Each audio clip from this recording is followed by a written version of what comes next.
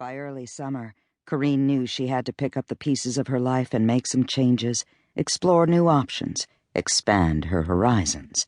Not that it always felt that way. Sometimes, even now, it felt as if she were still licking her wounds, still running from herself and the life she wanted to lead. But not today. Today was a gorgeous late autumn day, perfect for not thinking about Cold Ridge and Tyler North. As far as she was concerned, he was back to being the thorn in her side he'd always been. She'd trust him with her life. Who wouldn't? But she'd never again make the mistake of trusting him with her heart. That was what Gus had tried to tell her after the shooting incident in the woods last November. You can trust him with your life, Carine, but damn it, he'll break your heart in the end. She'd thought her uncle was just worrying about her. People tended to worry about her. She wasn't a tough U.S. Marshal like her brother, or a physician who'd seen everything like her sister. People saw her as the sensitive soul of her family, a nature photographer who never really left home. Well, now she had.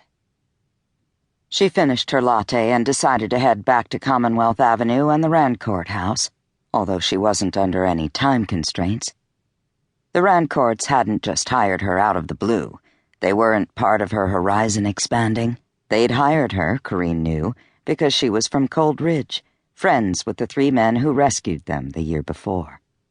Hank Callahan and Antonia had started dating in Boston after that first meeting in Carine's cabin. He was now her brother-in-law. As of a week ago, the voters of the Commonwealth of Massachusetts had made him their junior senator-elect. Since he was friends with Ty, and Antonia was a fiercely loyal sister, their relationship had suffered after Carine's aborted wedding. Then Antonia found herself trapped on an island off Cape Cod with a violent stalker, and with a hurricane about to blow on shore. Hank had come after her, ending any doubts either of them had. The media and voters lapped up the story. But it was clear to everyone that Hank hadn't been thinking about their opinion when he'd headed to the shelter island. No, Carine thought. She had no illusions. As much as she liked them, Sterling and Jody Rancourt had their own reasons for asking her to do the job. She walked slowly, in no hurry.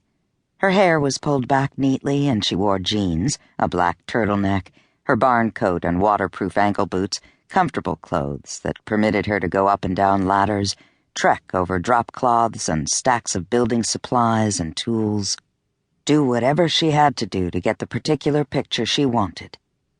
She was used to climbing mountains and edging across rock ledges to get the right light, the right color, the right composition. Negotiating house renovations didn't seem that daunting to her. It had been a quiet morning. She hadn't even taken her camera out of its bag and had left it at the Rancourt house while she was at lunch. She was using her digital camera today, at Jody Rancourt's request. Jody wanted to get a better idea of the technical differences between digital and film. A shiny black sports car pulled alongside her, and Louis Sanborn, also newly employed by the Rancourts, rolled down his window and flashed his killer smile at her. "Hey, Miss Photographer, need a ride over to the big house?" Carine laughed. "Thanks for the offer, Mr. Security Man." Louis was tall and, despite his prematurely gray scrub brush hair, younger than he looked. Probably just a year or 2 older than she was.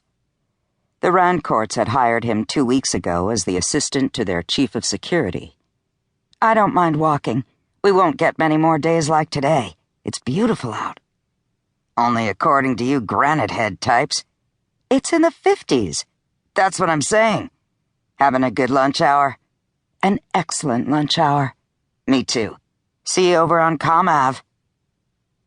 His car merged back into the Newbury Street traffic.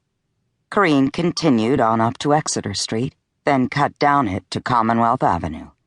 With its center mall and stately Victorian buildings, it was the quintessential street of Boston's Back Bay, all of which was on reclaimed land that used to be underwater, hence its name.